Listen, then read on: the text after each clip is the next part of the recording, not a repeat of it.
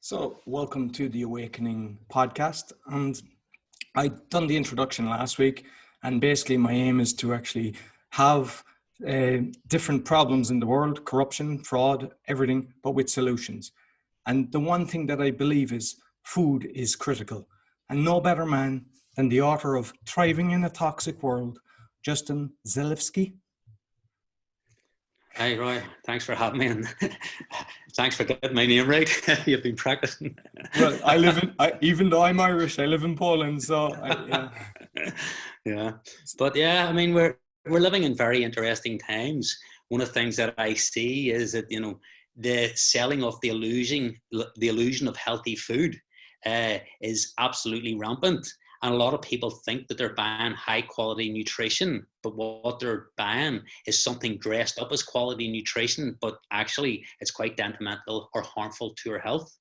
And just to make it very simple, like anything, I would say 99.9% of anything that's advertised on TV, you shouldn't be eating it, because the people that advertise on TV are the ones that are the big chemical industries that make vast amounts of profit by selling nutritionally deficient foods dressed up as something that are quite healthy. No, and what actually got me into nutrition was, like, I read a lot of books, and I read a book called The Wheel of Fortune, and it was about between 60 and 80 years old, by a doctor, Dr. Wrench, and he studied the healthiest people in the world who were living the longest, and people in the Himalayas were living to over 100 years. And what it was down to the food. So they actually done a test on rats, and the rats have the same organs as ourselves. So a rat of 2 years is equivalent to a human, so of 50 years of age. And when they bisected them, everything, there was no tumors, no cancers, no sinus problems, reproduction problems, nothing. Then they gave them the poor man's food, and they had every disease under the sun that we see today. They gave them food from the UK, and after 16 days, they became cannibalistic. So at that stage, I realized how important food was. Yeah, that book sounds a bit like the book Nutrition and Physical Degeneration, about the dentist who used to travel around. I think this is probably, I have the book over there, but it's probably about 100 years old. And this dentist went around and he saw that the people that were living in their tribal settings had all perfect teeth, perfectly formed bones and stuff like that, where the people that were trained with the white man and eating his sugar-laden foods, all their teeth were rotten, their jaws were out of alignment, and lots of different things. But the people you mentioned there in the Himalayas are the Hunza people. That's and they correct, regularly live to 130 or 140. They don't have any prisons, they don't have any cancer, they don't have any money, and they're also deemed to be the happiest people on the planet. And these people are still fathering children in their 80s. And to me, how they define wealth over there is the amount of bitter apricot trees you have, because they're very high in B17, which is a very powerful anti-cancer vitamin that they had studies that actually they tried to ban that because they realized they were so effective. But yeah, nutrition is absolutely crucial. And the thing about it is that most people don't really understand the minefield, and it really is a minefield. And one of the things when I was writing my book, Thriving in a Toxic World, I mean, it took me 10 years to actually write that book, because I thought I was writing a book about nutrition, only to realize that the whole system is completely rigged. And the people that are there to protect us are actually owned by the companies that do the poisoning. And then they create these charities, or the charities are created and then they fund and put millions of dollars into them so that they give a favorable review or guidelines about the product that it could be killing us, or in most cases are killing us, but these people say that it's okay. And the whole system is corrupted beyond belief. And I thought that I understood nutrition until I really started to dig deeply and realized that most of the people that are giving us the guidelines, that is done because that helps the people make the most money, not that it gives us the best health. Exactly. And I mean, even if you look at the food chain and everything they've been telling us of what is healthy, it's totally the opposite. Mm-hmm. But this is also the first generation in history that is expected to have a shorter life expectancy than the previous one.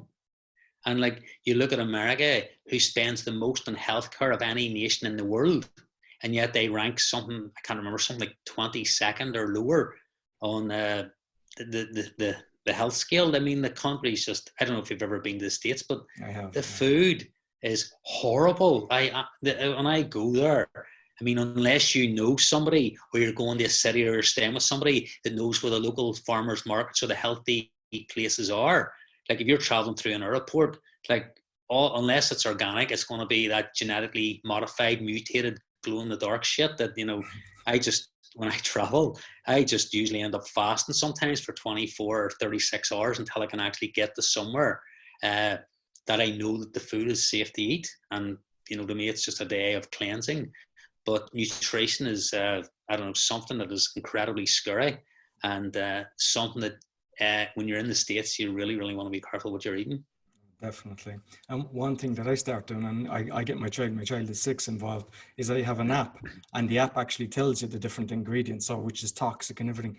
And the amount of things that are of natural this, natural that you just assume is okay, they're nearly always the ones that are most toxic. Yeah, so even a lot of foods you'll see, and it'll say low in fat. So what it'll mean that it's incredibly high in sugar. Or if it says it's 0 sugar, it means it's usually full of aspartame, E951, which is 180 times sweeter than sugar, and is linked to over 80 different side effects and conditions. I mean, it's just total toxic waste. But the thing is, they market it in such a way, or said made with all natural colors. It might be made with natural colors, but it's full of artificial sweeteners, or it's full of something else. And so the food industries have got incredibly creative in how they get us hooked on the food. I mean, every little bit of fizzle in your drink, how long the food tastes on your mouth. And so they realize that when people eat foods that taste the same, they get a bit bland, and they don't seem to want to eat them as much. So what they do is they create this big sort of spike that takes you up into the peak and then down again, and then up and down, so that, you know, the sugar will hit you first, and then 2 seconds later it'll be the salt, and then something else will come in, the savory part. And so they're basically stimulating our tongues. And one of the things that they use a lot of is monosodium glutamate. MSG, or E621 is the E number. But a lot of times on food labeling, they'll just write the words monosodium glutamate rather than E621, because people know that E numbers, not all E numbers are bad, but the majority of them are. And so they then just write the full names of things. And another thing that people do is they go a lot to health food shops thinking, well, you know, I really want to take my health seriously, I'll go to the health food shop. But probably 95% of the food in a health food shop is not healthy, and in many cases will do you far more harm than good. And one of the things that the companies that make supplements do is, if they are really in it for the quality of the product, what they'll do is they'll make it from 100% plant-based natural ingredients, which cost money. And then the machines can't run as fast because they're not using the excipients and flow agents. So the people that are in it for the money and don't care about the health use things called, they use magnesium stearate, titanium dioxide, silicon dioxide, and calcium carbonate. They're the 4 big ones. And sometimes you'll get companies that are advertising on TV, and you'll read the ingredients list, and they'll have all 4 and many others. But to me, anybody that's using any one of those 4 ingredients is only in it for the money. And I personally would never take or trust that product. Yeah, no, definitely. And you mentioned about aspartame. I remember reading about that it was originally banned, but senators, you know, got bribed, approved it, and now it's in chewing gum, it's in a load of different things. And, you know, you tell people, even the Diet Cola, a lot of people think by drinking the normal cola, the Diet Cola is better for them, and it's toxic. And it causes, because I mentioned about the Hunza and the rats, it actually causes cancer in rats. So that should tell you how toxic it is. Yeah. It also causes seizures and like lots of irritation, dry mouth, and all sorts of things. I mean, it's just a horrible. It actually was used in chemical warfare. And yes, you're saying about the senators. It took them like many years, if not decades, to get that passed. But it originally was used in chemical warfare, and they realized it tastes sweet. And then they realized that the reason why they use it is, first of all, when people take it, they get addicted to it. So you'll get somebody that will take a jam donut and a can of Diet Coke to wash it down. But if you don't have the Diet Coke, they won't drink the regular Coke because the regular Coke won't give them their hit. And when you try to come off it, you get tremors and shakes and all sorts of things. So it is highly addictive. And once those people start doing that, it's very hard to get them off it. I heard recently, did they change the name to Amino Sweet or something? Amino Sweet, yeah. Yeah, so just because people were becoming aware of it, and that's the dirty tricks that they do. Yeah, but they're also trying in America, the Corn Refiners Association, we're trying to get it changed from high fructose corn syrup to just corn syrup. And so what they do is they try to manipulate the name so that people now know that aspartame is really toxic for you. But there's another one called acesulfame K, so it's 950, and the aspartame is E951, and it's 200 times sweeter than sugar. But I don't know if you ever remember many years ago when you were growing up, when they first started to use artificial sweeteners, and they had things like saccharin and all these different things. But so what you found is you had this sweet taste, and then all of a sudden it dropped off very quickly. And it was like, like thrown off a cliff. There was the sweetness, and then it dropped away, and it sort of almost like it was like a shock to your body. So what they do is they blend in the aspartame, and when the peak of the aspartame stops to drop, then the curve of the acesulfame K starts to come in, and then it smooths it out. So you get a smooth transition in with the sugar and out. Because before, the way it came in, it was such a jolt that it sort of wasn't very pleasant, and people didn't want to drink it. But they're very, very clever at trying to hide all the chemicals and the things that they do. And especially aspartame, I mean, they hide it in absolutely everything. Like all the zero sugar drinks, the boiled sweets, they put it in, like you say, the chewing gum and lots of other things. And the thing is, it's just so cheap that people end up taking it, not reading the ingredients, and then not realizing eventually, they get addicted to this chemical. But it is a very, very nasty chemical that absolutely, like MSG is a big one, aspartame's a really big one, and another one is like hydrogenated vegetable oil. And that's a lot of things that they put in the food. But I mean, people are starting to awaken a lot, but there are some people that just, they're still doing the McDonald's, the Burger Kings, the Kentucky Fried Chicken and all that sort of stuff. And, if they want to eat that stuff, that's fine. But there is a very, very big price to be paid for your health by doing that sort of stuff. And like, I have no judgment. I mean, many years ago was eating that stuff. I just didn't realize that actually, how your food was prepared or where it came from mattered. My only criteria for eating things was I wondered how nice it was going to taste. And, it was only when I didn't get into nutrition to probably about 30 years ago. Before then, I was eating lots and lots of horrible toxic junk. I had no idea, that it was harmful. And I'm very fortunate. I'm one of these people that actually didn't need to get sick to figure it out, where most people end up with getting cancer, diabetes, heart disease or something, and then they have this huge transformation. I just started to work my way through it. And I remember being at a seminar once, and the guy was talking about nutrition for a day. And although the guy was very sincere, he was sincerely wrong. And he was promoting a really high-fat animal product diet. And that was great if you wanted to build muscle and bulk.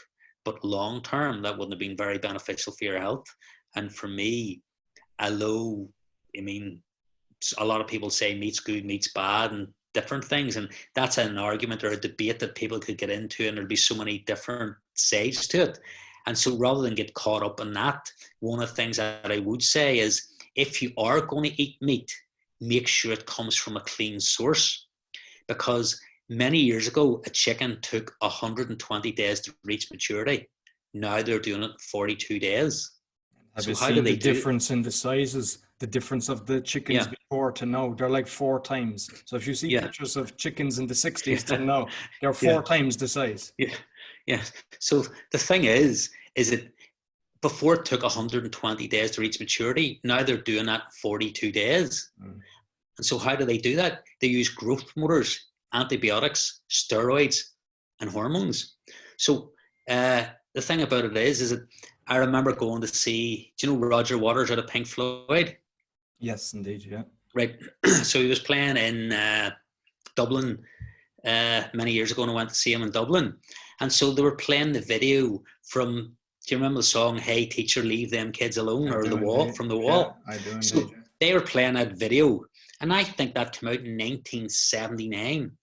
I mean, you look at the boys and girls, they all look around 13 or 14 years of age. But the thing about it is, not one of those girls or one of those boys had a set of breasts. Mm. And now you're getting boys as young as 9 that have got bigger breasts than the girls because they're feeding that shit to their children. So if you're going to eat chicken, make sure it's free range and organic. Otherwise, all that chemical shitstorm that takes a chicken to reach maturity in 3 times the speed is what you're doing, is you're making your children develop so much faster. And so when these children develop breasts early, that's premature aging, because they're aging much more rapidly because they're getting forced to grow older quicker. And that's when you eat that chicken. And then if you take your children to McDonald's, if there are, I mean, there are people that do that. I mean, personally, I think McDonald's is the food company from hell. But if people want to eat that, one of the things that they do is they mechanically extract the meat off the chicken for McDonald's. And then when they do that, it turns into this pink sludge. So then they bleach it, and then they use a chemical called dimethyl polysiloxane, which they put in the silicone greases and caulks and stuff. And they use that because it starts to foam. So it's an anti-foaming agent. Now, that definitely does not belong in the human body. But the thing is that they are allowed to use that stuff throughout, you know, the industries that regulate our health seem to think it's okay to put that stuff into it. So it is, you know, if you're out and you're making conscious choices about your food, you can help to reduce or eliminate a lot of the downside of eating different types of food. Even if your children want to eat something like baked beans, even though like you shouldn't eat anything out of a tin, because the tins are now lined with BPA or bisphenol A.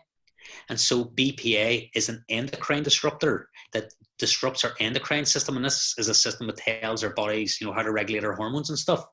But what happens is that women end up with too much progesterone and not enough estrogen. Too much estrogen and not enough progesterone. And men end up with not enough testosterone and too much estrogen. And then it sort of feminizes men. And then when they go to the doctors, they're saying, well, you know, I don't have good sexual function. I have problems having erections. And they'll test you and go, oh, you're very low on testosterone. But it's not that these guys are too low on testosterone. It's that they're too high in estrogen. And these plastics and all that stuff that are in our food chain are very detrimental to your health. The same with Teflon and frying pans. I mean, if you do want to fry anything, they really say that you shouldn't fry anything. But if you do, make sure you fry on something like butter or coconut oil. Because if you fry on something like extra virgin olive oil, it's a very light oil. It's a great oil to take when it's cold. But once it heats up, once that oil heats up, then it starts to become very fragile and breaks down and goes from something being an incredibly healthy, nutritious oil to one, especially if you see the oil starting to smoke, it's just changed the whole molecular construction of the oil, and it becomes from going from something very healthy to something incredibly toxic. Yeah. And just going back to the chickens there, because like I had seen a few things on it that the supermarkets, when they were like supplying the organic chickens, that if they didn't have the number, they were just taking the normal ones and stamping them. Like, how do we know we're getting the actual organic? Because there's so much corruption out there. Like, how? Because I don't think you get them in the supermarket, really. Can you trust the supermarkets? Well, the thing is, I do think that the supermarkets themselves wouldn't deliberately, knowingly take chickens that weren't organic and try to sell them as organic, because if they get caught, it would destroy their credibility so much. But it's the same like many years ago. I don't know if you remember, Tesco's got caught selling horse meat. Yes, indeed, yeah. Right. So the thing is, that wasn't Tesco saying, let's see if we can get away with it. What happened was one of the suppliers just thought, you know, we'll send it in, sure, who'll know the difference. Yeah. Now, to me, I would say the horse meat was probably healthier than the other meat that they were getting. But I did speak to a guy a few years ago, and he worked for a very large chicken processing plant somewhere in Ireland. And I'll not say where, mention their name, but he said that they supplied Tesco's, and that there was such pressure on them that if they didn't deliver the last, say, 50 chickens or 100 chickens that were organic to meet their demands, that they were faced with very large penalties. So he says, rather than us have an incredibly large penalty or for something to happen to us. He says we just lifted the ordinary chickens and we put them into the organic section, because if it didn't, he says, you know, the penalties or the fines that Tesco's would have imposed upon them would have been so horrendous that, you know, they couldn't have worked with them. But I did ask him for a radio show that I did many years ago, would he want to be interviewed? But he didn't want to be interviewed. And I says, look, we can blank out the voice, per actor's voice and stuff. But he says, like, no, I just don't want to go down that road. And I said, that's okay, I accept that, and that's fine. But yeah, I mean, there's a lot of food corruption out there. Yes. But the thing about it is, if you don't buy organic, you're 100% guaranteed it's going to be the most toxic, cheapest, fastest growing chicken on the planet. And it's like, you just can't eat that stuff if you are serious about your health. And I mean, I work a lot with people at times, and sometimes I see people that have less than a week to live, or, you know, they've got cancer, some very, very serious illnesses. And like, when you ask these people, what are you eating? Most people will say, well, I actually have quite a good diet. And then they'll say, well, you know, what are you eating? And they'll tell you, oh, they'll buy a free range chicken and they'll cook it in their microwave with tinned peas and something else, and oven chips and all that sort of stuff. And you're thinking that's not healthy. But this is, but you know, I have a friend who only eats McDonald's and does takeaways. And well, I say, well, yes, that may be a lot healthier compared to somebody else if you want to get somebody that's way down the food chain. But the problem is that these people don't realize that stuff that they're eating is actually what caused their illness in the first place. And this is one of the most common things that I see, is that people that get sick, if you get, for example, get cancer, you go to your doctor, you're going to get either an X-ray, which gives off radiation, or if they want to give you a CT scan, which stands for computed tomography. And so that can give you up to 1,100 times the amount of radiation compared to a chest X-ray. Now, then if you have some other condition, you may be offered an MRI scan. Now, an MRI scan doesn't give off any radiation, but the thing is that they use a tracing agent or a contrast agent. So what they do is, you'll hear people, they have to drink something before they go for the MRI scan. So the stuff that they have to drink is a chemical, like a metallic liquid called gadolinium. Now, researchers were checking and doing research to see how long would it take to get the gadolinium to get out of your body. And they worked out that you would have to get kidney dialysis for something like 110 years every single day in life before you'd get all that stuff out of your body. But they don't tell you these things. Or for women, they become a certain age, or they feel that they have a lump or a cyst in their breast. What happens is they'll go and they'll get a mammogram. Now, a mammogram has a 40% false positive and a 40% false negative. So what does that mean? It means there's a 40% chance that you will have cancer and they won't see it, or a 40% chance that you don't have cancer and they tell you you do. Plus, they put a lot of radiation into the breast doing that. Plus, if you did have a cancerous tumor, they squeeze the breast so painfully hard that it could burst the tumor, and then that tumor would satellite around the body, and then you'd have the cancer in many, many different areas in your body. So the thing is, I mean, I don't like to give people to show them a problem without give them a more empowering solution. But the thing is, you can go and do thermography, which can detect cancer cells up to 6 years earlier than a mammogram. It's completely non-invasive. It uses thermal imaging. And the only thing is that because there's no real profit on it, it's not available on our normal health services. But you may have to go and pay for it somewhere privately, and it might cost you £200 or £300 or €200 or €300.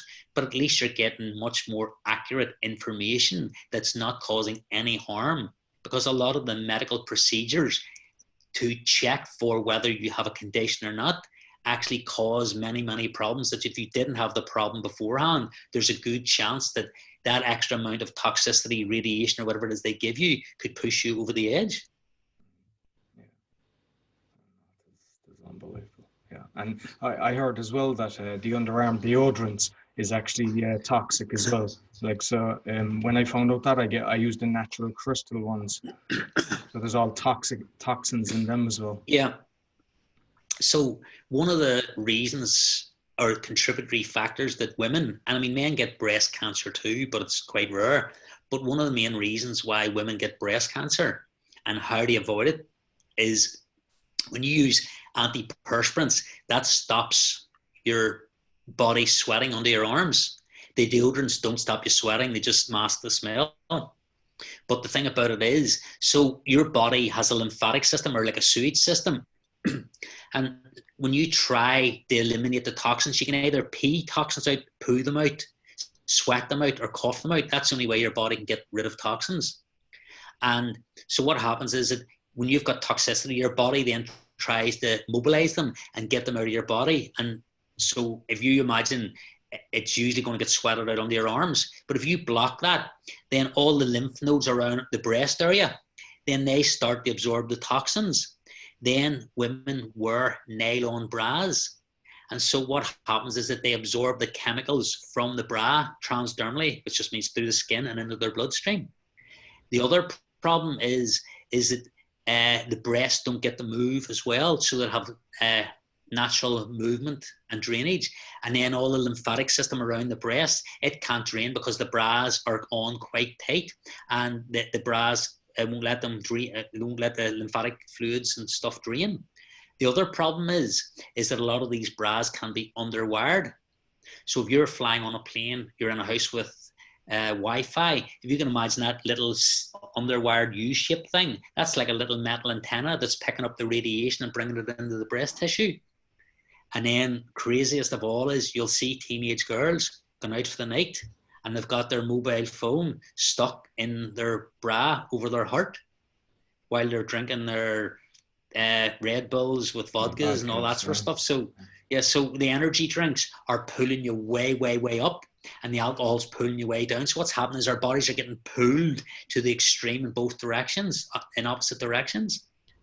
But the thing is that our lymphatic system, we have 3 times more lymph fluid than we have blood. And so one of the good things that really helps with lymphatic drainage is that we can go and jump on a trampoline. And if you can jump even for 5 minutes a day, but preferably 15 minutes a day, you'll start to put a lot of G forces on the lymphatic system and the lymph fluid and get that to circulate and pump around the body, which is a very powerful way to detoxify. Another thing that if you want to get toxins out of your body is to get into an infrared sauna. Mm-hmm. An infrared sauna will eliminate toxins 80% more efficiently than a conventional sauna will. And a conventional sauna, you're in it for 20 minutes, you're absolutely roasting, you're so warm you can't stick it, you're out. You jump into a plunge pool or you cool down. You go back in again 5 or 10 minutes later, you stay in for another 10 minutes and then you're cooked again. Whereas an infrared sauna, you can sit in that for an hour non-stop and you can sweat profusely, very comfortably. And that's one of the things that I do every day. I sit in my sauna for an hour a day, every single day, whenever it's possible. And it's just a great way of getting rid of toxicity out of your body. Another powerful thing to do is drinking green juices. So if you get yourself a proper, really good quality juicer and juice organic celery, organic cucumber, maybe a bit of ginger and a bit of garlic, sometimes I'll juice organic lemons as well, and I'll juice the entire skin. Now, I wouldn't ever recommend juicing non-organic lemons unless you peel them, because they usually spray them with some sort of chemical wax. Now, it can be beeswax, but that's highly unlikely because beeswax is expensive where the chemical stuff's not, and it'll probably most likely be a petroleum-based wax. So if you get an organic lemon, juice that as well, and that will just alkalize the body and flush out toxins, and it'll also energize you and make you feel completely alive. Yeah, now I've got an infrared sauna and I've also got a rebounder, and definitely you can stay in it for an hour. I normally read while I'm in the infrared sauna, and they're not that expensive. I mean, you would think that I remember I paid something like €1,000 for my one, and at this stage, I don't know, it's like 8 years and it's still running well. Yeah. I mean, I just think they're magnificent. They're a great way of staying incredibly healthy. And another thing is is it when you come out of a sauna, I mean, your skin just feels like brand new. It's just, you know, you can feel it. I mean, women are always trying to look better and healthier, and, you know, I suppose men at some level too. But when you go into a sauna, all the natural oils in your body come out through your pores, and your skin feels naturally soft and naturally supple. Whereas most people are putting chemicals on from the outside in rather than doing it from the inside out. Yeah. And to me, beauty and health is an inside job. And it really does matter what foods we are putting in their body. But most people are eating nutritionally deficient foods, supplementing themselves with, you know, vitamins and stuff like that that are synthetic in nature. And, you know, they're doing the processed foods, they're doing the microwave foods and all that sort of stuff. And it doesn't mean that you will get cancer or a serious disease, but you are creating ideal conditions in which a disease could flourish. And so it is important that, you know, we choose what we eat consciously. And the thing about it is that most people don't realize what they're eating, and they're sitting on the TV watching stuff. And so the thing is, most people want the body of an athlete, but many people lead the life of a couch potato. But while they're on that couch watching the TV, they're selling some new supplement or some new cereal that, you know, is supposed to help you lose fat.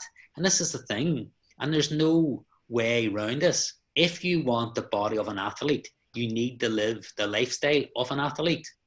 And every one of us, without any judgment, our bodies are a perfect reflection of what we do to it on a daily basis. But the selling of the illusion of the quick fix to health while you're sitting in front of the TV and that couch is a multi-billion-dollar industry. And it doesn't work, but the thing is, people like to buy into that illusion, or they want the quick fix or the instant gratification. And to me, you know, if you do want to get your health improved, or you have a chronic illness, and this is the thing, your body will heal from almost any condition you can imagine. I've seen people with very, very serious cancers riddled through their whole bodies, and they've went on, they've done the juice and the saunas, they've got rid of all the processed foods in their lives, they're exercising, they're lying in the sun, getting their vitamin D, and they deal with their unresolved emotional issues. Because this is the thing, you can eat the best food, you can do all the different things, the exercise, the best quality supplements, but if you have some deep unresolved emotional issue going on, you will still find a way to get yourself sick. Because if you don't feel worthy, or you did something wrong, or you don't feel you're good enough, that negativity or that constant focusing on what's wrong makes our bodies highly acidic. And that stress that we feel, for our bodies to function, what it does to conserve energy is it then says, well, you know, it feels the fight or flight scenario getting kicked in with the adrenaline and the cortisol. So what does it do? It then switches down or closes down the immune system to conserve energy. It then goes, well, what else can we use, slow down or switch off to conserve energy? Because this is, in the short term, adrenaline is really good. You know, if we're going to get chased by the saber-toothed tiger, you know, we can sprint like a champion for 100 meters. And then after that, we can relax and get back into balance. But people are sitting in work, or they're in life, and they're constantly dripping or leaching adrenaline into their bloodstream, because we live in a society that has us focused on, you know, this danger is just around the corner. And when you turn on that news, I mean, it's like you think the world was going to end. You know, I mean, our society has got a large amount of it focused on the negativity. I mean, when's the last time you turned on the news and you went, wow, this wonderful thing happened and everybody's so happy and it's so great? It's the out of context focus on massive amounts of negativity, when that could be less than 1% of what's going on in the world. But if you consistently focus on that 1% of the negativity, that is deeply influences us at the level of our unconscious mind. And we're programming ourselves by watching that sort of stuff. So one of the things that I would never watch is horror movies. Like, I know I could sit through stuff and do that, but to me, there's no nourishment in that. You're just filling your unconscious mind with all this negative dread and all that sort of stuff. So for me, you know, we have to stand guardian at the doorway of our consciousness and be very careful what we let into our awareness. Because even though we eat the best food on the planet, if you don't live in a good place emotionally, you will be undoing the good work that you've done by eating well and doing all the other things because of the stress and the adrenaline that we're producing. No, definitely. And like, because I know that you meditate as well, because I've got the other podcast, the meditation podcast.org, where, there's like 20 or 30 different types of breath works and meditation. And I think everybody should get into that, because you clear your mind and you're more focused and you don't get stressed over things. You're basically, if you're doing something, you're doing it and you're not thinking of something else. And what you said is absolutely true. Yeah, so for me, I mean, my health is, for me, my number one value in life. But when I work with clients, one of the things I would say, well, what are your top 5 values in life? And they'll tell you their family, their job, lots of different things. And in their top 5, health doesn't even come into it. And when people get put under pressure, they start to sacrifice the things that are lower down in their hierarchy of values. But if you really want to be incredibly fit and healthy, you need to make health your number one value. And a lot of people think, but I'm too busy, I have to make money, or I have to do this, or I have to do something else. But the thing is, how many days have you lost in your lifetime because you have been sick or you've been unwell? And one of the things that I say to people is that, if you don't make time for your health now, you most definitely will have to make time for sickness and disease later on in your journey. And most people think, oh, well, I'll be okay, it won't happen to me. But the thing about it is, you see the lifestyles that they lead, and they may be okay in the short term. But the thing about it is these people don't realize that they're going to pay a very high price for not listening to the beautiful feedback that their body has given them. So, for example, if somebody gets a headache, what is it that most people do? They shoot the messenger and take 2 painkillers. This is a beautiful communication from our unconscious mind to say to us, listen, there's something wrong. But that mentality is a bit like you driving down the road in your car and the oil light comes on and you pull the bulb out and go, wow, well, that's that problem solved. It's not the problem solved. The only problem now is that it's got exponentially worse, because now you're not getting the feedback to let you know that something's wrong. And so the unconscious will then have to crank up the signal to make sure that you get to understand that there's something really wrong. But these people, and I've seen this happen so many times, they take a painkiller, then they take another painkiller, then they get a stronger painkiller, and next thing they're maxed out to something like, 1 step before morphine. And all the time, their body is screaming at them because they've got chronic inflammation and chronic pain and chronic so many other things, but they don't listen to that beautiful communication from our unconscious mind. And the thing about it is that is a very positive part of us that is trying to protect us and let us know that there's a problem. But most people don't realize that that's its positive intention to keep us safe.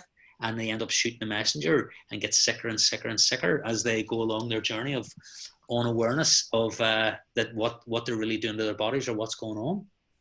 I never take tablets for anything. If I have a headache, which is very rare, I normally say, okay, I need to drink or do something, and I just try to, what did I have? Try to track it back. But what shocks me is, because I'd have a few friends that are doctors and everything, and the amount of tablets that they take, it's like, they are taking way more tablets than actually they're prescribing for people. Mm-hmm. I know the thing is that all pharmaceutical drugs have a negative consequence on our body. And so the thing is, if it didn't belong in nature, then there's going to be a consequence, because not only have you masked the original problem, but you now have to deal with the toxicity that's caused by the synthetic pharmaceutical drugs that you put into your body. And what happens is eventually all this stuff becomes very toxic, and then we end up with all these toxins in our liver. So one of the things that I do every year after Christmas, because up at Christmas time, usually I wouldn't eat that much, but then for a few days or maybe for that week around Christmas, you're calling to see people and they're setting up all this food in front of you and all the different treats and stuff. So I will eat that crap, and it is crap, but I will eat it. And the thing is, if you are eating crap, make sure you enjoy it, because a lot of people will eat the crap and then beat themselves up, feel guilty for eating the crap, and then they've made it even worse. So if you're going to eat the crap, eat it and enjoy it. Exactly. Yeah. And so for me, I allow myself 1 day a week that, if I want to eat some crap, I eat it, and usually it's a Monday, and I just go, right, you know what, I'm going to go out and I'm going to eat all this shit, and I'm going to truly enjoy it. But I've still had my green juices, I've still had my sauna, I've still had my meditation. And so for me, when I say about health's my number one value, so I'm up at 6:30 every single morning in life if I'm at home. And I don't care how much it's raining, if it's a thunderstorm or a monsoon, I go out for a walk for 30 minutes. And even if I've seen me before getting soaked, my shoes filled up with water, I'm soaked in my underwear, and I just have to take everything off. And I just go and get a nice warm shower, dry off, and then I'll come in and I'll sit and I'll meditate for an hour to an hour and a half. Then usually I would head down to the gym and do 30 to 45 minutes on the gym, depending on which part of my body I'm working that day. And then after that, I'll come back, I'll sit in the sauna for an hour. And then after that, I'll sit and I'll eat superfoods. So I eat the most nutritious foods on the planet that are just absolutely overloaded with the most incredible, alive, natural plant-based nutrients. And so I would eat superfoods, and I would eat that consciously for probably takes me 10 or 15 minutes to prepare it, and then 30 minutes to eat it, because most people don't eat their food properly and they gulp it down. And so what they always say, that what do you want to do is you want to drink your foods and chew your liquids. So if you're going to eat food, and even if you are a fast eater, try and take the first bite and chew it even for 2 or 3 minutes, that you basically cover it in saliva. And then when you take that, it's communicating with your stomach and your whole system that it's getting booted up to process the food. And, it's getting all the digestive enzymes and everything to function really well. And so at least eat the first bite, chew it really well and swallow it. And then the other stuff, you can eat it faster. But that's just one way, to really prime our bodies so we can get into a good place. Another thing that people do is they don't drink enough water. And so a lot of people think they're hungry when they're actually quite thirsty or dehydrated. And the thing is, if you taste or you feel that you can feel you're thirsty, you're already dehydrated. And so you want to drink good quality, clean water. And depending on where you live in the world, a lot of these water supplies have been chlorinated, fluoridated. They put chloralamine in it as well, and lots of other things. And you just don't want to ever drink that water. I mean, I even filter my shower water, because I wouldn't even shower in the water. But I remember being in the States many times and having to have a shower in the States, and the smell of the water coming out of the shower, it's like, say you'd want to go in the shower, and you some days say you'd want to spend 5 minutes in the shower. Like in the States, I'd be in there, and it's like you're in for 2 minutes, you're getting out of that stuff, because anything that goes on their skin gets absorbed in their bloodstream. So one of the things, I think it's good that, people can swim, preferably in the sea. But if you go swimming in a swimming pool, within 15 to 20 minutes, you'll have detectable levels of chlorine in your blood. Like, that's insane. But we live in this chemical world. And one of the things that I used to do is I used to go down to the gym and get changed there. But then there was I think it was Lynx were running a campaign for teenage boys to spray this body spray or deodorant or whatever on them. And one of the things they said was, if you suffer from premature perspiration. And so what they were doing was getting these guys to spray all this toxic shit on them. And then, a girl would walk past, it looks like she's just had an orgasm, smiling at the boy and wants to be his friend. Like, what a load of shit. But the thing is, it was enough to fool these teenage boys into going out and buying this horrible, toxic shit. And then when I went down to the gym and in the changing rooms, they were spraying us and there was clouds of it everywhere. So I actually couldn't go and change in the changing room anymore. And it was like there was a direct correlation between the ad and you could see all this shit happening. So I would have then changed in the house, went down to the gym, worked out in the gym, and then come home and get sorted out in the house rather than go down and do that in the gym. But another thing that profoundly affects our health is the lighting that we have in our house. In the house, most people now have LED bulbs, or they have energy saving bulbs. And the LED bulbs give off a lot of blue light that are very harmful to our retinas. It stimulates our brain, that makes us feel like we want to waken up. And so you're going to have possible sleep problems by having LED lights in the house, as well as destroying your retinas. And again, with the energy saving bulbs, like the energy saving bulbs, those squiggly ones, like they've got mercury in them. So if you break one of those, you're supposed to get a specialist cleanup team in, which would cost around €3,000 to actually do that. Now, there's nobody is going to have that money or would even know who to phone in that case, but they don't tell you on the bulb when you're buying this that this is totally toxic and shouldn't be anywhere in your house. So the bulbs that are really healthy for us are the incandescent bulbs. These are the bulbs that you and I would have grown up with as children, but not the pearl ones, the obscure glass ones. We want the clear glass ones, and they're optimal for our health and for our eyesight. And another thing as well is our screens and our computers. One of the things about the screens is they give off a lot of blue light, and they're, again, very detrimental to our eyes. So I have a blue light blocking software. Now, the one I use is called Iris, and you can get it from iris.tech, I think. That's only maybe about $2, but it just takes that horrible blue glare off the screen, and actually, you know, it saves the strain and stress on your eyes. And another thing that people are doing now is they're spending so much time in front of computer screens that are putting a massive strain on their eyes. And especially if you've got a screen that refreshes below 100 hertz, like we can't see it with our eye, but our eyes are adjusting to it, and that flicker, it's imperceptible to our eye or to our brains, but our eyes are feeling the stress of it, and it's putting a huge demand. And so that would be a trigger for people getting migraine headaches and possible fits or stress or fatigue or all that sort of stuff. And it is about making intelligent choices, and the more we can make those intelligent choices, the easier it's going to be for us to remain and stay healthy. Yeah. And like what I try to tell people, because now I want to make this a solution-based podcast, is don't get overwhelmed. You know, you don't have to go shopping and just think you have to. Just each week make it a change. So once you realize, okay, this product that I'm getting, so go the organic chicken, whatever. If you realize there's toxins in the shampoo that you're using or the fluoride in the toothpaste, then you find one that doesn't. And once you change, then you just stick to that. And not to make, you know, you can't go cold turkey. I think it's too much for people, and people just, they don't do it. No, if you do too much too quickly, you'll get overwhelmed. Yeah. So it is understanding the problem so that you're not a victim and you didn't know.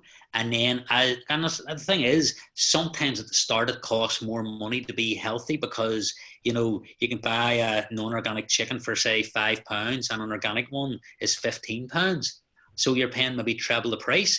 But the thing is, you know, there are other healthier options. I mean, you can change your bulbs.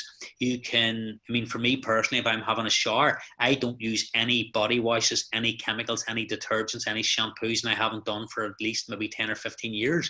So I just have a really intensely warm sauna, and then I go out and I have a really freezing cold shower, as cold as I can get the water, and I'll stay in there for about 2 to 3 minutes. And if you've ever studied, I think, you know, some of the material from Wim Hof, the Iceman, and I think he says if you go into the freezing cold water, if you can stand that for 2 minutes, that will force your immune system to have a really powerful reboot. And, you know, so it really is strengthening your immune system. It also gives us a brilliant cardiovascular workout, because what we're doing is we're expanding and dilating our blood vessels massively in the sauna, and then we're contracting them when we come out and we go in the freezing cold shower. And it's just a great way of also slamming the pores shut and forcing out all the toxins and giving ourselves that great cardiovascular workout. And it really will strengthen and fortify our immune system. So it's something that, you know, a lot of these things, if you don't have a sauna, have a really warm shower. Have it for, say, 5 minutes, and then finish off for 2 minutes with a cold shower if you can handle it. And, you know, little things can make a massive difference. Another thing that's really healing for us is to walk barefoot upon the earth. So take our socks and shoes off and walk barefoot on the damp grass.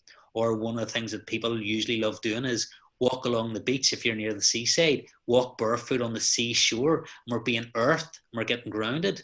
And so that's something that's very, very beneficial to us. And people think, oh, it just feels nice. there is actually a massive health benefit, and we're making a massive amount of antioxidants, which is the good things that get rid of the bad guys called the free radicals that make us age, rapidly and stuff. So there always are solutions, and a lot of them can be very inexpensive or don't cost anything at all.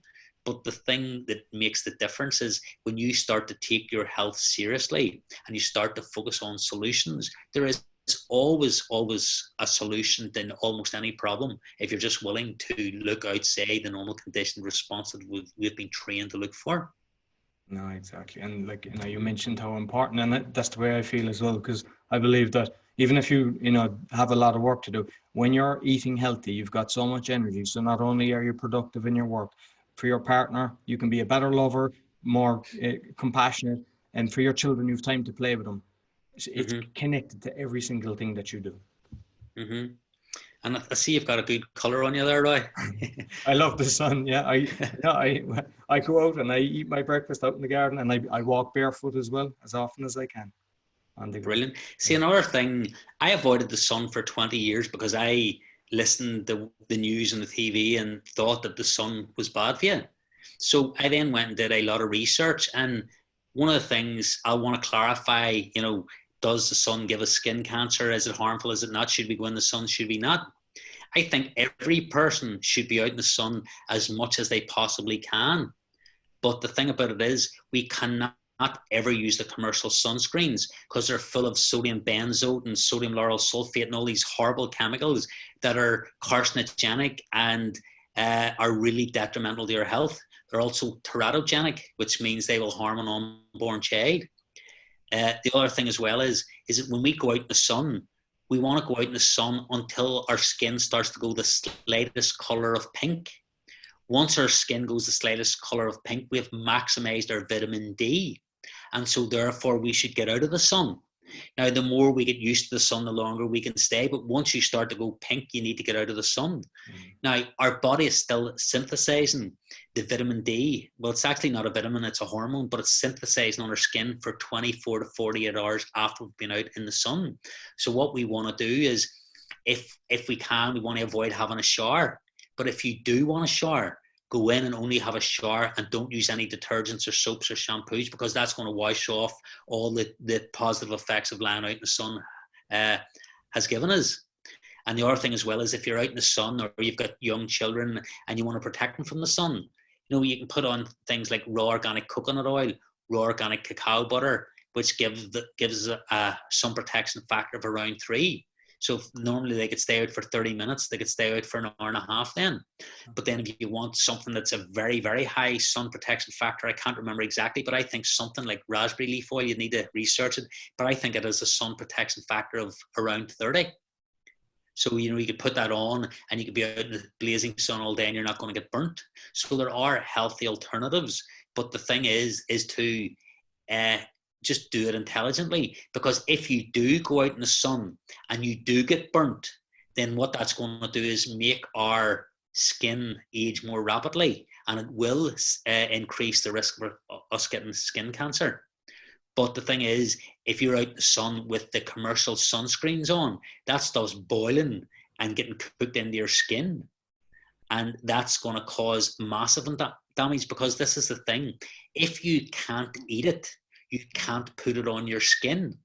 And so most people are using beauty care products, and that stuff, you can't eat it, but they're still putting it on their skin, and that's getting absorbed into their bloodstream. And the thing is, the average woman has 550 chemicals on her body every day. And a lot of these chemicals have a lot of nasty ingredients in them. And the thing is, are you dying to look good? Because a lot of these women are actually causing themselves to get diseases and illnesses because they're putting these beauty products on their skin, especially all these commercial hair dyes, the antiperspirants, the deodorants, all the different types of makeup and the skin cleansers. Like a lot of these here are totally loaded with stuff. Now there is for people that sort of don't know what the ingredients are and they don't want to do massive amounts of research, there's a website called Environmental Working Group, or EWG, no.wg.org. And so you can put your brand, if it's a popular brand, into it, and they will tell you, I think it's from a scale of 1 to 6 or 1 to 8, whether it's safe, whether it's suspect, whether it's highly dangerous. You know, that they have like a traffic light system, like a red, an orange, and a green, or something like that. There's maybe 3 or 4 different colors, but that allows people to look at their beauty care product, and then they will be able to then assess whether that stuff's toxic or really healthy for you. And you know, it gives you these solutions that if you're prepared to do a little bit of research, you know, you can take a lot of steps to really prevent yourself from getting ill. And the thing is, a lot of people think that fitness and health are the same thing, but they're not. There's people that can be incredibly fit but are totally unhealthy. And when you look at Lance Armstrong, he was a guy that won the Tour de France 7 years in a row. But the thing is, he developed cancer, and then he was caught using performance-enhancing drugs. And the thing is it did those performance-enhancing drugs give him the cancer? And I don't know, but I would say they definitely would have been a massive contributory factor. And so the thing is, there's a perfect example of somebody that was incredibly fit, but totally unhealthy. So it is taking those small, consistent steps daily in the direction of our goals that are ultimately going to set us up for the win long term. And do you have any app? Because there's one I use for food. Is there any app that you're aware of that people can scan the barcode? I don't. I just sort of have developed a very high level of sensory acuity that I can walk into a supermarket and I can just look at the shelf and go, there's nothing I can eat in that shelf, that shelf, that shelf, that shelf. You get the look at you even know by the colors they use on the packets where it's located, what aisle it's in and stuff like that. So for me, there's probably only about 4 aisles out of 50 that I can ever eat food from. And, you know, most of it's the raw organic fruit and vegetables and stuff like that. But this is the thing. If you're going to even eat fruit, you know, unripe fruit is acidic in nature. So you want to try to avoid eating unripe fruit. Now, that's very, very difficult to do because most supermarkets get produce from the other side of the planet. They put it in cold storage and ship it across where it's taken maybe weeks to get here. And so then they take it out and it starts to ripen. But the thing is, it goes from being unripe to rotten, you know, and it doesn't really ripen. And I mean, the best time to buy fruit is when it is in season and it's ripening naturally. But I mean, you know, you're getting blueberries in December and like, you know, we don't have blueberries here in December. I mean, I have blueberries grown in my garden, but they'll not be ready to harvest probably for another few weeks. But the thing about it is that if we can, it's always best to eat fruit that is in season. And if it's not in season, it's probably not going to be anywhere near as beneficial for us. But if we can, it's good to eat stuff that, you know, comes locally.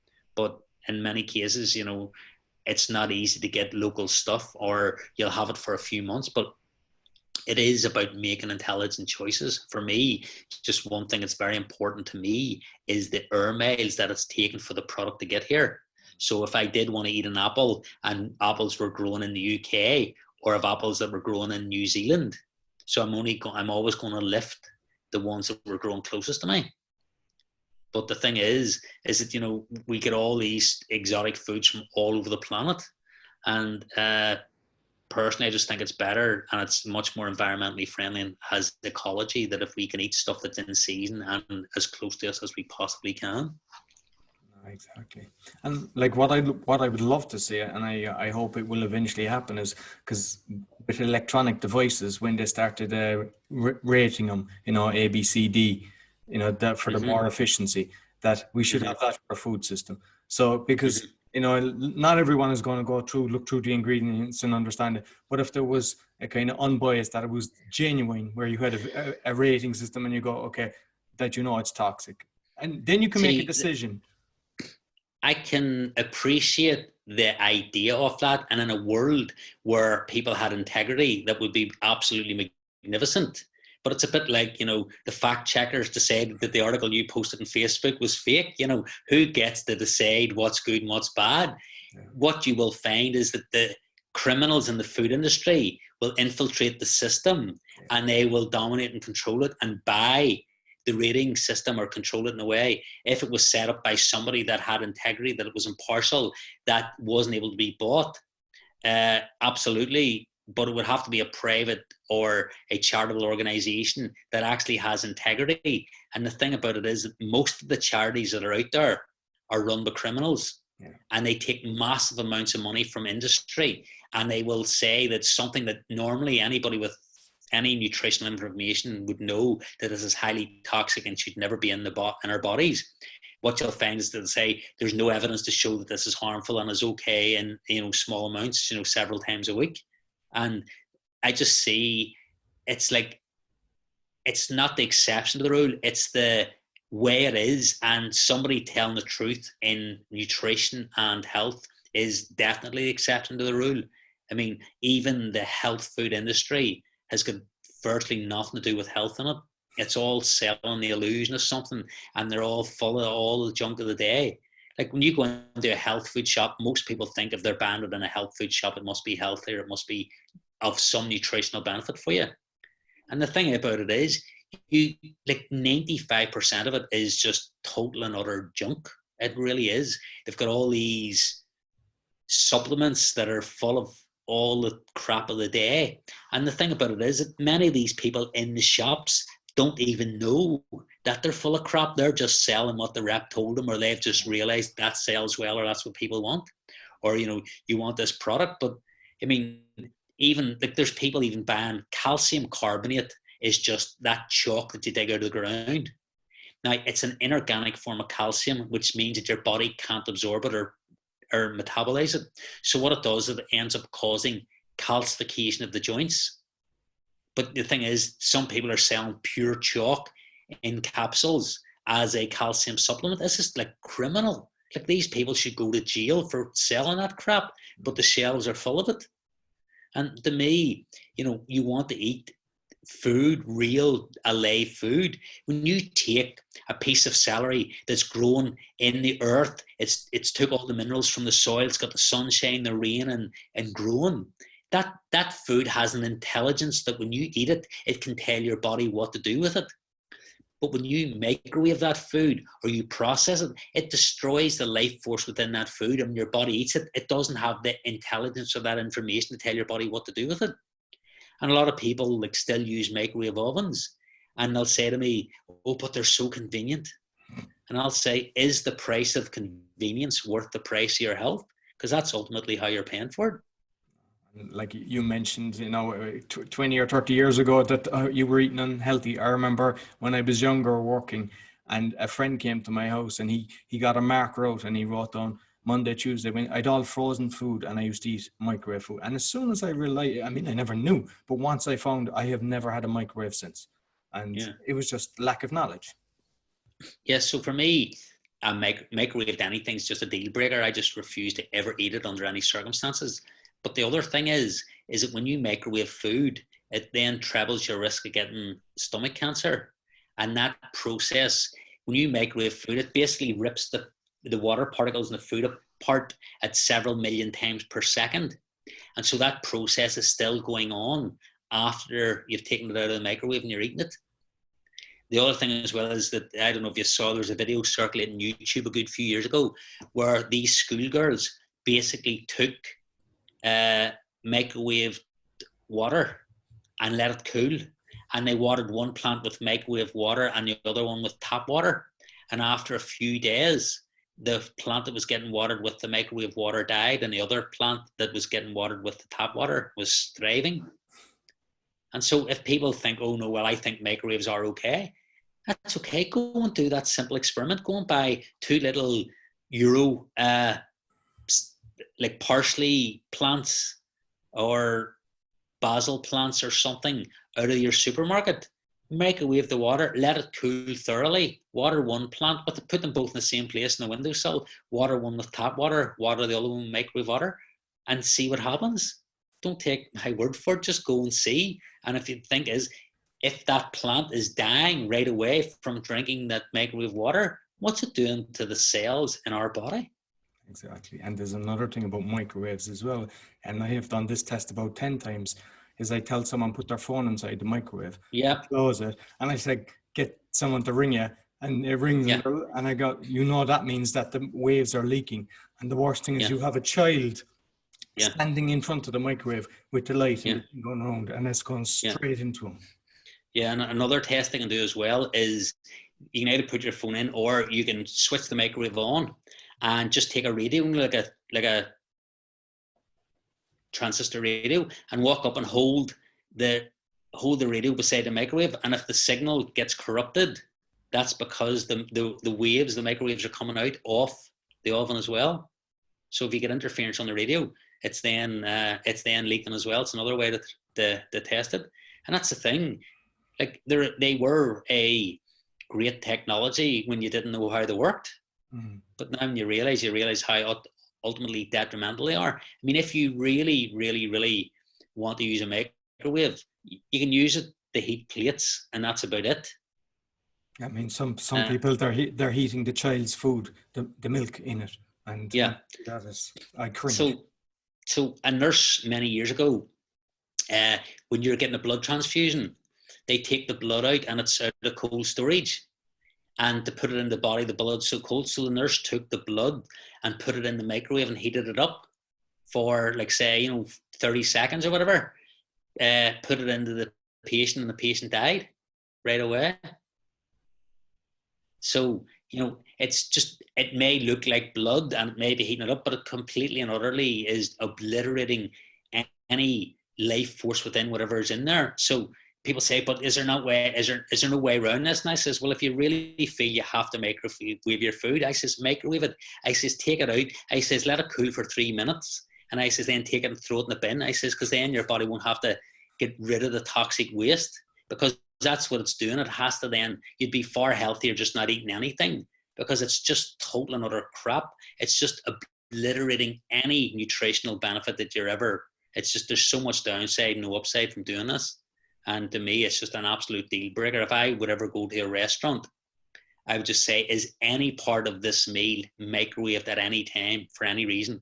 And then they go, I don't know. And I says, can you check with a chef? It's really important. They says, why do you have some sort of thing? And I says, look, I just need to know. And I say, yes, well, this is, the veg is microwaved or whatever. I just say, that's okay. I'll take something different. I'll take a salad. And so there are solutions. But the thing is, you need to start asking better quality questions. And to me, we need to eat the best quality food on the planet, because the food now already, I mean, if you grow your own vegetables out in your own garden, they can have up to 20 times the amount of nutrition that the organic produce that you would get in the supermarket would have. Wow. I remember being in Palm Springs in the States many years ago, and I went to a supermarket and I just thought, what am I going to eat? Just the food was so bad, and I just went, I'll take a chance on a bag of organic carrots. And like, they were the most horrible, tasteless carrots I'd ever tasted in my life. The farmer must, like, I don't know, just have grown it in the same soil for 10 years in a row. Where years ago we had a thing called crop rotation. Where you grew your potatoes in the field one year, then you grew carrots the next year, then you grew celery the next year, then you grew something else, or you even let the field lie fallow for a year. But the thing about it is now they'll just grow the same stuff in the field year after year after year, and the soil doesn't get to recover. It doesn't get any diversity. It doesn't get anything. And so in the end, it may be called organic. But this is the thing. Although organic's going to be better than something that isn't organic, but organic is the observation of a process. It's not the measurement of a quality. And so you could have somebody growing organic anything, say organic carrots, right beside a massive incinerator outside a mega city, using fluoridated water to grow it, and they will have fully complied with the procedure. But like, that could be one of the most toxic, most nutritionally deficient foods. Yet you could have somebody growing carrots in the mountains of the Himalayas, in the most pristine hills, where there is in a city for 300 miles. And that's not certified organic, but nutritionally it's going to be absolutely incredibly nutrition off the scale compared to the other thing. So organic is the measurement, or sort of the observation of a process, not the measurement of quality. And so it's still better than non-organic, but it does really have a lot of value if you can go and find somebody that you know that is growing the food organically, because then you'll see what's actually happening. Because a lot of our food, we don't know where it comes from, we don't know how it has been processed or what they do. And the thing about it is that a lot of the meats are allowed to be electronically pasteurized. What does that mean? It means that they can basically blast meat with massive amounts of radiation to kill any parasites and bacteria. And the thing about it is that stuff's been basically blasted, like, and I can't remember how many times, but it's like 1,000 times more than an X-ray. And then that stuff still being passed into the food chain and into human consumption. No, and just looping back, because you were on about the crop rotation, when we were talking at the start with the Hunza, that's one thing that they did, the guys that were living to over 100, they were doing crop rotation. Yeah. And the thing about it is, these people just enjoyed life. When they had no electricity, they're out in nature, they're out, like they're out playing with their children, even in their 80s. These people just absolutely thrive. And so the thing is, when I was researching for my book, I just thought, who are the healthiest people on the planet?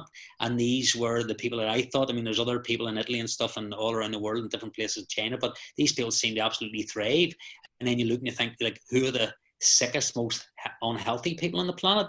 And like, for a Western world country like the US is just completely in it. It's not that I'm getting at them. It's just that the problem is that they have a culture where the corporations dictate government policy. And they've got a thing over there called state-sponsored bribery, but they give it a nice name called lobbying. So if you've got a law that you don't like, you can then go and get somebody to lobby or bribe a senator or a policymaker in government that they can then change the law to suit the outcome that you're looking for. And so many of these corporations get to define or write the laws in which they live under.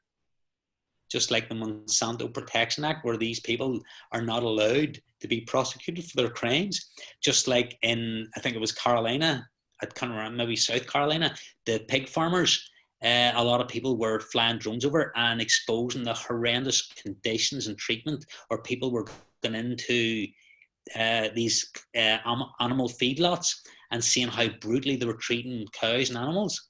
And so they then made it illegal that anybody that did that was going to get prosecuted for a criminal offence, where the organisations that were committing the crimes were being protected. Like, the whole world is upside down, back to front and inside out. And then you've got McDonald's destroying the rainforest in the Amazon and flying beef over there, cows over there to raise the cows there. They're killed over there and then shipped back to the US for processing. It's just insane, or that I was in London one day and there was bottled water for sale. I mean, I try to avoid drinking bottled water if I can avoid it at all, unless it's glass. But I was looking at the water, and there was the bottled water, and it was cheaper that it had been shipped from Turkey than the water that would be in the UK. And I just think it's insane that, the way different tariffs work, the way our culture works, that you could be drinking water from 5,000 miles away, and the spring that the guy has 40 miles up the road, you don't have access to it, or you can't afford it, or it's not marketed because he's not part of a big corporation. And I had a device for checking the impurities in water, and I found that the filtered water was a lot better than a lot of the bottled ones. A lot of the bottled ones were a lot more impurities in them. Yeah, I mean, I personally try to avoid drinking bottled water at all times. I do drink filtered water all the time. And I think spring water is the best if you can get a good, clean source. But for me, I just want to filter my water. I want to filter my shower water, because if you don't filter the water, then you're the one that's becoming the filter. Yeah, exactly. And it may meet certain standards the government have set, but the problem is that the government standards are so miserably low, just like Wi-Fi and all these other, radiation, all that sort of stuff. They tell us it's okay, only to find out years later, no, we've been cooked. I mean, at one stage, asbestos was completely safe. Thalidomide, the drug thalidomide, was completely safe. And they've all these other things that we were told they were safe, only to find out many years later that, oh no, they're not safe. But the thing is that you could have a new drug come out and a lot of people could have died in the studies. But the companies can legally withhold that information and not declare it. And they'll just pick the study that suits their agenda. So they'll just pay 5 different doctors or 5 different universities money to carry out research. And the thing about it is that if that university does not deliver the results that corporation or company is looking for, that company will never get funding again. And a lot of times when that research is done, if it doesn't suit their agenda, then it's not published. Like, they should make it that if you carry out a study, it must be published, and you must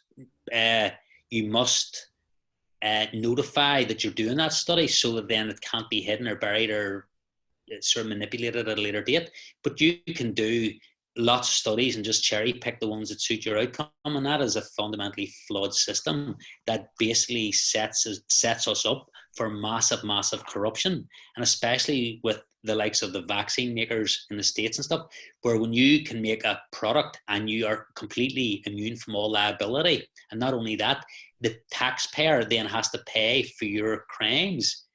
I mean, that's a system where they're talking now about, oh, we want to get a COVID vaccine. I mean, they could go out and get horse shit, dilute it in the water, bleach it white, stick it in the vaccine and inject it into you. And if it makes you sick, they don't care, because there's going to be no consequences. So if there's no consequences, they don't care about the safety studies. That's why they can deliver stuff without saying we're going to get stuff ready very quickly. Like, I personally would never vaccinate any person or any animal at any time for any reason. That's it. I just wouldn't do that. But the thing is, there's a lot of people there that, want to vaccinate. And this is the thing. Once you vaccinate, you cannot unvaccinate. And even if you don't agree with me and you think, well, vaccines are okay and I trust my doctor, please go and do some basic level of research. Go and even watch a movie like Vaxxed. Go and watch somebody like The High Wire with Dale Bigtree. Go and listen to people that actually have credibility, that know what they're talking about. Even if you don't agree with somebody, there's times people will say things and I don't agree with them. And I'll just go, do you know what? I'll actually go and I'll check out what they are saying or where the research is coming from. And the thing is that any time you're looking at any research, the first question you need to ask yourself is, who paid for the research? Exactly. And so what they found out in the cell phone study, the interphone cell phone study that took millions of dollars and many years to complete, they also got into a lot of bother because it took them so long. It was like years after this post. And what they found out, not only were mobile phones not bad for you, there was an actually slightly increased health benefit. That was from the industry-related study. Yet there was something like 600 other studies that were not funded by industry that showed that they were incredibly harmful to you and increased all sorts of cancers and brain tumors and all sorts of stuff. But that stuff was not accepted and buried and ridiculed. And this is how industry works, is that if you come out with anything that doesn't suit their agenda, they just have a professional army of trolls and a hit squad that'll just come out and after you and do anything to discredit you. And there's people there that'll just say or do anything as long as the price is right. Just like Andrew Wakefield got ridiculed and because this guy was pro-vaccine, but he says there may be a link to autism, and they just went totally berserk and shredded him, only to realize that many years later he was completely right. But the thing is that these industries are very, very aggressive, and anything that ever gets in the way of their profits, anybody, just like the guy David Noakes, who was using GC math that was getting an incredible rate, I think a 70 or 80% success rate in healing people from cancer. And so they put him in jail because he was selling something without a license. They weren't going, wow, that's incredible. You have a 70 or 80% success rate. let's really do research on this and let's promote it. No, the Medical Health Regulatory Authority went after him, wanted him to get, I think it was something like a 25-year sentence. In the end, he got like maybe a year or something, and he had to get tagged. But then he was extradited to France, and I think he's in prison now in France as well. But the system is completely rotten to the core. And just another small movie, if you want to watch something, there's a guy called Stanislav Berzinski. I've heard of him. Texas. He's living in Canada, isn't he? He lives in Texas. Texas. Unless he's moved to Canada. But he was in Texas, and the Texas Medical Board come after him.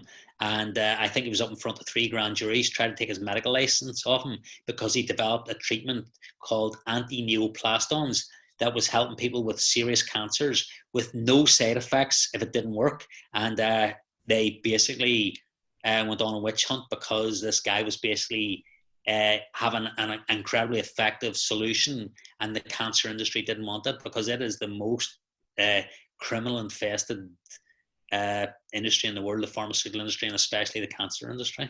No, and to be honest, I've got a few different episodes with that. I've got a few people that have different cures for it, and I know it's the type of thing that they'll try to shut you down, but people need to hear it. They need to hear there are cures out there, and the big boys are shutting it down.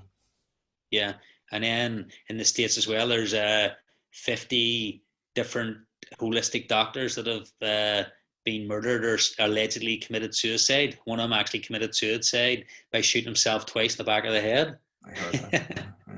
You know, and it's like, it's just insane, but that's the world we live in. But there's a massive shift in consciousness. People are hungry for change. There are a lot of people that are filled with fear. They're trying to delete stuff on Facebook, social media, YouTube, Instagram, Twitter, all those things. But you know what? It's awakening people. And yes, there's a lot of censorship, but there's a lot of people that realize there's something wrong. They're starting to ask questions. They see things are not adding up. And it's just creating such a momentum and such a movement that, you know, it seems like our progress is very slow, but we are making a massive, massive positive difference. And the conversations I'm having now are just on a completely different level. The conversations I was having 5 years ago, even a year ago, even 6 months ago, it's like we are really gaining a lot of momentum. And people before who were completely brainwashed by the medical religion are now even starting to question them. No, I totally agree. And to be honest with you, it's why I held off on the book, because a lot of people said, you know, wait, you know, and I was afraid, but I have seen people have woke up as well. So Justin, I want this to be a positive. You have given incredible information, and there's a load of resources that you've given as well. So the different things that they need to do, obviously get sun out there, stop using these deodorants, do the sauna. What other things can we do to? So the basic, so I suppose 4 or 5 principles of health that you really have to do is make sure you drink high quality water every day. You want to exercise at least 30 minutes a day if you can, at least 3, 4, 5. I try to do it 7 days a week. You want to get the toxins out of your body, clean your liver, do saunas or whatever it is, walk barefoot. You want to eat the best quality nutrition on the planet, lots of good quality superfoods. And when I'm talking about superfoods, just to be specific, things like maca powder, chia seeds, things like goji berries, bee pollen, spirulina, MSM, chlorella, all these different ones that are really nutritious and totally off the scale in quality. And the most important thing of all is to get into a good place emotionally, meditate every day, spend time with positive people, listen to positive things, focus on what you do want out of life, not what you don't want. I'll give you a short example. Most people, if I ask them, what do you want out of life? They'll say, I don't want to be stressed. I don't want to be overweight. And I don't want to have to work every day. Instead of saying, I want incredible health and vitality, I want an abundance of energy from when I get up in the morning to when I go to bed at night. And, you know, I want to have an amazing relationship so that I feel totally connected to the people around me. So state what you want in positive terms rather than what you don't want, because we are so conditioned to focus on what we don't want, and what we consistently focus on becomes our reality. So be very conscious about the language that you're using to describe to people what you want out of life. No, exactly. And your book, because people, I believe that they need to read it, because I mean, they know the amount of value that you're giving is called Thriving in a Toxic World. Yeah. Yes. So the thing is, I mean, it is available on Amazon. or it is available on my website, thrivinginaToxicWorld.com. But as a gift, as I was saying earlier, Roy, if your viewers would like to download the book for free, they can go to my website, and if they put in the special code OZ 2020 and they put that in, they'll be able to download that book for free. That's incredible. That's incredible. And to me, you know, a lot of people will download books and they won't read it, or they'll look through it. Do you know what? There's 8 chapters in it. Go and look, flick through the chapters, pick at least one chapter that resonates with you and read it. And it doesn't matter what order you read it in. Some books, it matters what order you read it in. It wouldn't matter what order you read it in, but at least read the introduction. And if you don't even want to read the introduction, at least read the back page. It'll just give you an insight into where I'm coming from. And the thing is, we can all absolutely thrive in this toxic world, but it does take small, consistent steps made in a positive direction. And if we do that, it's the small things done consistently that will really make a massive difference. One of the things that I see is people go to the gym after Christmas, they work out really hard for 2 or 3 days, they get a lot of pain, muscle pain, because they're not used to doing it. And then they go, that's too hard, and they won't come back. And so when you go there, it's full of the New Year's resolutioners. And, you know, they're there for a few days or a week. Usually by 2 weeks are all gone. But the thing is, if they went in and did 10 minutes instead of 30 minutes every single day, they would condition themselves for success. And it's doing small things consistently that how you're going to win this game and to have amazing health. Beautiful. I love it. I love it. Listen, Justin, it's been wonderful. And I really appreciate you giving the listeners the book. So thank you very much. And thanks for having us. Take care, Roy. Thank you. So that's all from the Awakening podcast. You can find all our episodes on awakeningpodcast.org. And I'll also have the description of how you can contact Justin in the description. So until next week, take care.